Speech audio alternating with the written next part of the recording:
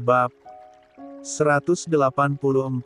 Bagaimana jika kamu di posisi Mbak Elis? Tidak dimaafkan begitu dia sudah berpulang. Disiksa karena itu adalah hal menakutkan di akhirat Mas. Gaza terdiam. Dia mengulurkan tangan dan membelai puncak kepala Sanum. Jika rohnya di sini, dia pasti akan menyesal dengan sikapnya dan sadar betapa baiknya kamu sayang. Sanum gak mau menyimpan rasa sesak karena tidak memaafkan orang lain Mas. Sanum masih takut dengan kejadian waktu itu, tapi Sanum ingin mengikhlaskan agar rasanya lebih lapang. Gaza mengangguk. Kedua sudut bibirnya tertarik. Kata orang manusia tidak ada yang sempurna, tapi baginya Sanum begitu sempurna. Istrinya. 8. Sanum memperhatikan Gaza yang kini tengah berusaha menyuapinya. Sang suami kesusahan karena menggunakan tangan kiri. Sanum aja Mas. Aku mau suapin kamu Bay, Gaza menggeleng. Dia yang ingin merawat Sanum, tapi nasi itu malah jatuh lagi dari sendok. Gaza menghela napas. Sanum beralih mengambil sendok dari tangan Gaza. Cowok itu mendongak. Sanum baik-baik sekarang, bisiknya mengecup pipi Gaza. Dia memakan sendiri nasinya. Padahal aku ingin gantian rawat kamu sayang. Saat ini Mas sudah merawat Sanum. Gaza menatap lama Sanum. Memperhatikan istrinya menikmati makanan rumah sakit. Dia lalu melirik tangan kanannya yang dimitela. Mas gak makan. Aku sudah pesan makanan. Sebentar lagi diantar, ujarnya diangguki Sanum. Wanita itu menyodorkan makan malamnya. Mau. Beberapa hari aku makan rumah sakit. Bosan Bay. Sanum tertawa kecil. Kalau gitu Mas lihatin Sanum aja, Sanum makan dengan lahap. Gaza sampai heran sendiri. Mas, Vesa rewel selama Sanum gak sadar. Nanyain Uma terus. Dia selalu murung. Sanum kapan ia keluar dari rumah sakit? Kenapa? Mau kumpul di rumah aja sama anak-anak. Mas boleh gak tanyain besok sama dokter? Sanum boleh pulang. Pulih dulu di sini sayang. Kalau udah benar-benar baik baru boleh pulang. Gaza mengusap sudut bibir Sanum yang berlepotan. Sanum cemburut. Tapi Sanum sudah merasa baik Mas. Gaza menggeleng. Biar Vesa dan Aurel sama mama papa dulu. Kaza juga ada. Sanum menghela napas. Dia mengangguk lalu menggenggam tangan Gaza dan melanjutkan makannya. Jangan cemberut. Sanum menarik senyuman. Bocil. Mas, Sanum udah gak bocil, protesnya. Gaza tersenyum manis. Dia lalu bangkit dari duduknya dan mengecup bibir Sanum. 9. Love you, bisiknya. Pipi Sanum memerah. Dia menangkup pipinya dan melanjutkan lagi makannya. Gaza terkekeh memperhatikan wajah merona sang istri. Makan yang banyak sayang. Dia usap lembut kepala Sanum. Aurel dan Nafesa langsung bobo ya, ujar Gaza. Dia duduk di sisi kasur, menatap dua anak kecil yang kini sudah berbaring. Dodot, ujar Vesa. Menangi minuman yang wajib dia konsumsi itu. Saat bersamaan Mia datang membawakan botol susu Nafesa dan juga segelas susu coklat untuk Aurel. Nafeka ini dotnya. Kaza mendekatkan botol minuman itu ke bibir Nafesa, keponakannya itu langsung meminum. Dua kakinya naik ke atas. Kaza menatap gemas tingkah anak Sanum Gaza itu. Aurel juga minum susunya, Mia menyerahkan pada Aurel. Gadis kecil itu memberikan anggukan dan meneguknya hingga habis. Jangan lupa baca doa sebelum tidur oke sayang. Ujar Mia sebelum meninggalkan kamar itu. Dia mengecup kening Nafesa dan Aurel bergantian. Ayo Uncel Kaza, pimpin doanya, suruh Mia. Menatap putranya itu. Kaza langsung mengangkat tangan, pandangannya pada dua ponakannya yang juga langsung angkat tangan. Bismillah. Allahumma barik lana fima rozaktana wa qina azabannar. Amin. Itu doa makan. Protes sang ibu. Iya ma. Kaza tertawa. Dia memberikan cengiran pada dua ponakan yang ikut mengusapkan tangannya. Mengikut saja. Revisi ya. Apa doanya ma? Dia melirik Mia yang kini menghela napas. Doa tidur saja tidak hafal. Bagaimana mau ijab kabul? Tanyanya tidak habis pikir. Kalau ijab kabul sih gampang. Langsung sanumel saking ngebet nikah mah. Gak usah disanumel juga bakal lancar, ujarnya sombong. Jangan salah. Papa aja salah hampir 3 kali. Berarti papa gak ngebet nikah sama mama. Mia melotot. Kaza tertawa senang. Dia kembali angkat tangan. Doanya masing-masing ya ponakan, ponakan. Vesa mengerjap-ngerjap. Aurel hanya mengangguk. Ya Tuhan. Istighfar mama. Mia menghela napas lagi. Dia menatap cucunya dan tersenyum. Ayo ikutin oma. Bismillah. Bismika Allahumma ahya wa bismika amut. Amin, ujarnya diakhiri mengusap tangan ke wajah. Mereka langsung berbaring lagi. Kaza menyelimuti keduanya hingga mencapai dagu. Vesa langsung bobo ya. Kalau gak bobo Uncel tanya ke Aurel. Gak Uncel kasih telepon Uma besok. Oke. Oce. Vesa memejamkan matanya seketika. 10. Kaza mengulum senyum, tatapannya beralih pada Aurel yang ikut pejam mata. Mereka lalu meninggalkan kamar itu. Seperginya mereka, Vesa membuka matanya lagi. Dia lalu memeluk Aurel hingga mata Aurel terbuka. Adek VK gak jadi bobo. Uma. Kata Oma, Uma bentar lagi pulang. Ya. Iya. Bobo iya. Nanti Uncel marah. Vesa mengangguk. Dia memejamkan matanya. Dua kakak beradik tidak ada hubungan darah itu sudah begitu dekat. Hari esok. Il menatapi pagar rumah Uma Sanum dengan lama. Di tangannya ada jepit rambut untuk Vesa, wajahnya murung. Lel ayo ganti baju dulu. Perhatian Lel teralih pada langit yang sedang menggendong adek Syazabita Adelard yang saat ini berusia 15 bulan.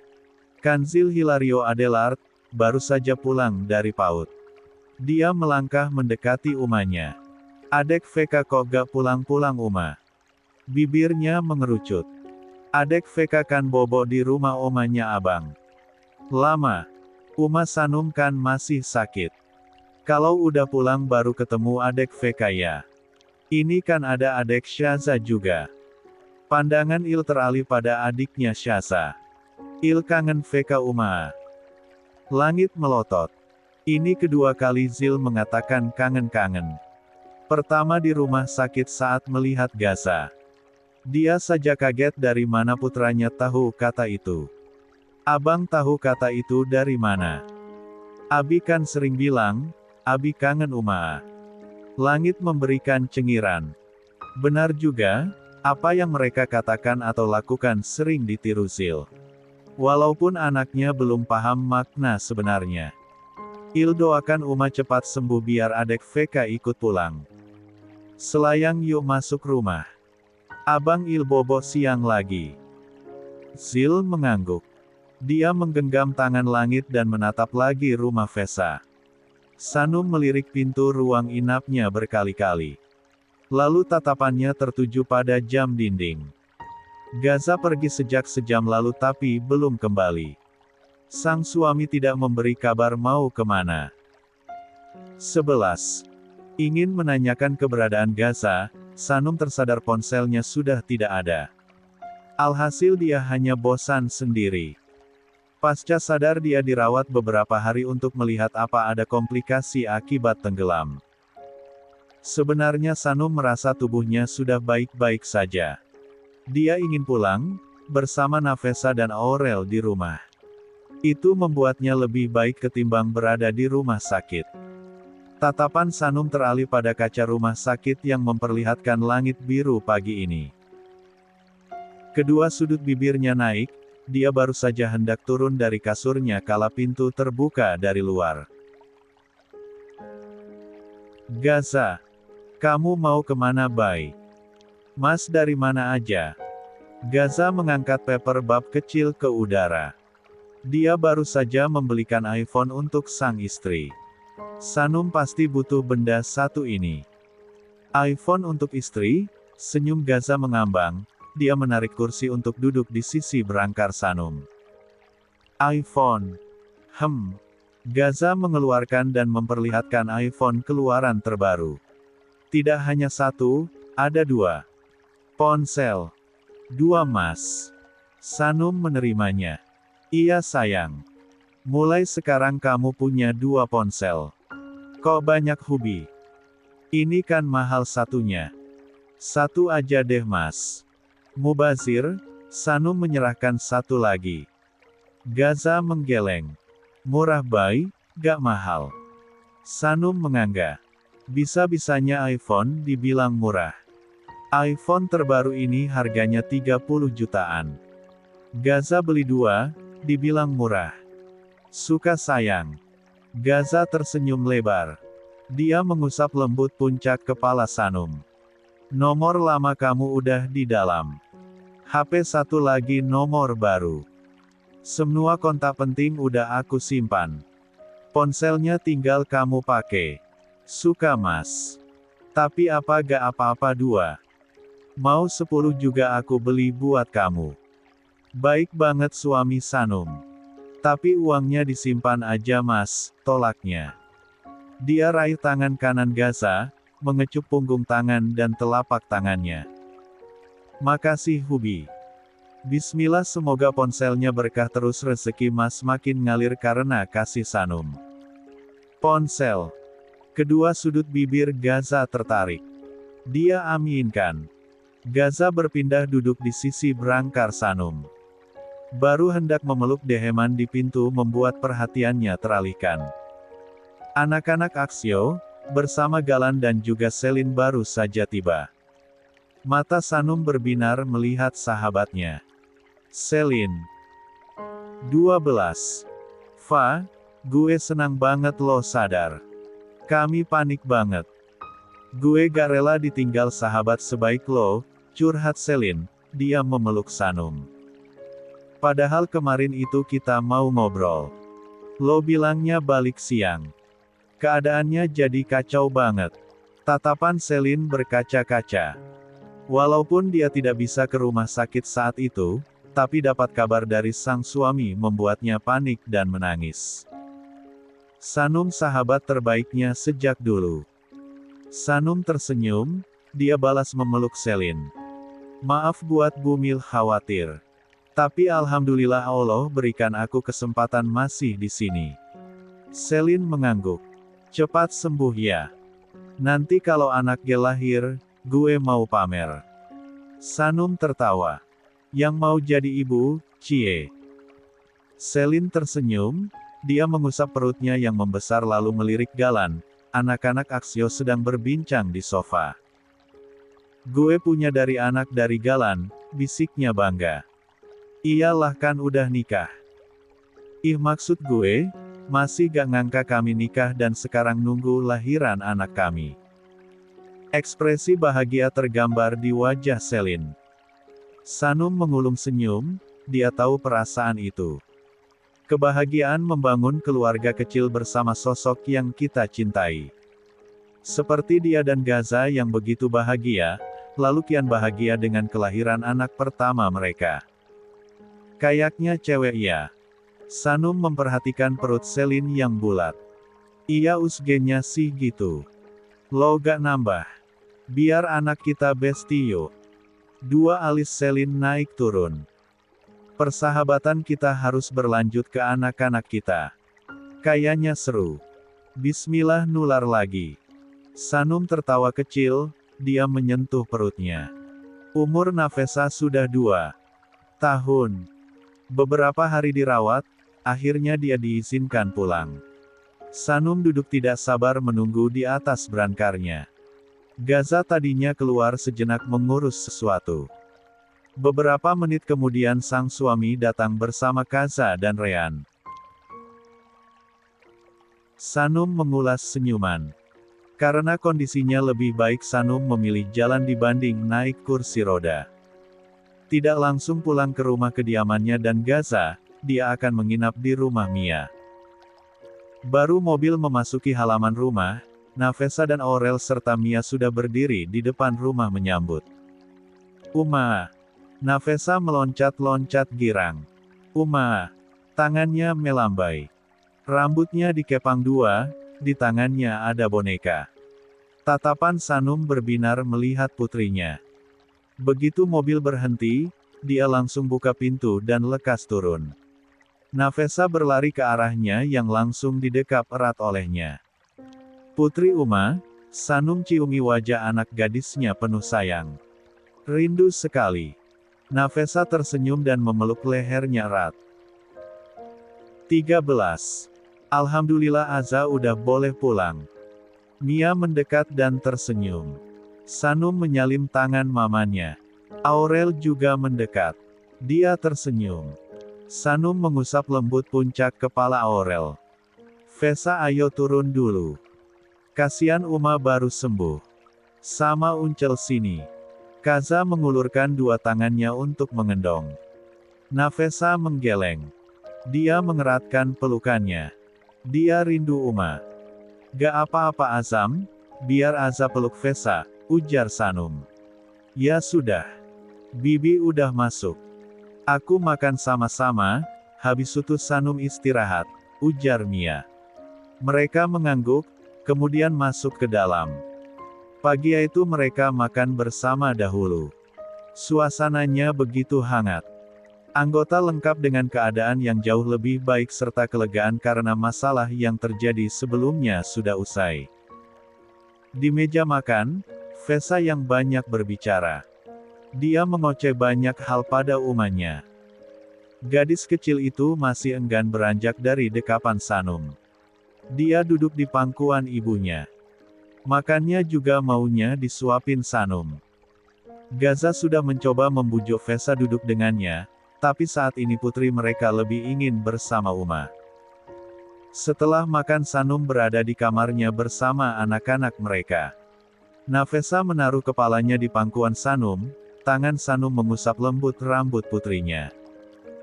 Sebelum duduk, Aurel kini beranjak mengambil sesuatu di atas meja. Sanum memperhatikan, ternyata ada sebuah paper bag di sana. Aurel lalu berdiri di samping kasur dan menyodorkan padanya. Dua alis Sanum naik. Dia terima paper bag tersebut. Buat Uma. Tanyanya mendapat anggukan. Sanum menunduk, dia keluarkan isinya. Ternyata satu set pakaian syari dan beberapa helai cadar. Senyumnya mengambang. Ini Aurel beli buat Uma. Sama Oma. Masya Allah ini bagus banget. Itu favoritnya. Dia peluk Aurel. Uma suka sekali Aurel. Makasih ya sayang, ujarnya memeluk. Anak itu tampak senang. Uma coba ya cadarnya. Menghargai pemberian Aurel, Sanum ingin memakainya. Dia menunduk pada Nafesa. Fesa, Uma berdiri dulu ya. Fesa mengangguk. Dia berpindah duduk dan menatapi Uma yang kini berdiri di depan cermin memakai cadarnya. Begitu terpasang, kini sempurna menutupi setengah wajahnya. Sanum menyentuh cadar itu lalu menatap Aurel di balik cermin yang kini memperhatikannya lekat. Uma cantik. Sanum tersipu dipuji cantik. Dia melihat dirinya di balik pantulan cermin. Dia berbalik badan. Teringat sesuatu, Sanum mengambil dua jilbab ukuran standar di lemari. Aurel sini nak. 14. Aurel menurut. Sanum mengikat rambut panjang Aurel, dan menggulungnya, kemudian dia balut ke kepala Aurel dengan hijab. Sanum terpaku melihat wajah cantik Aurel dipakai kak hijab. Senyum Sanum melengkung senang. Dia raih satu buah cadar dan juga memakaikannya. Masya Allah cantiknya. Hatinya adem. Melihat anak kecil itu pakai hijab dan cadar. Aurel mematut dirinya di cermin dengan senyuman senang. Vesa, sini juga nak, Sanum memberi instruksi. Nafesa mendekat. Sang putri langsung berdiri di depannya. Mau pakai kayak Uma? Au. Sanum tersenyum. Baiklah.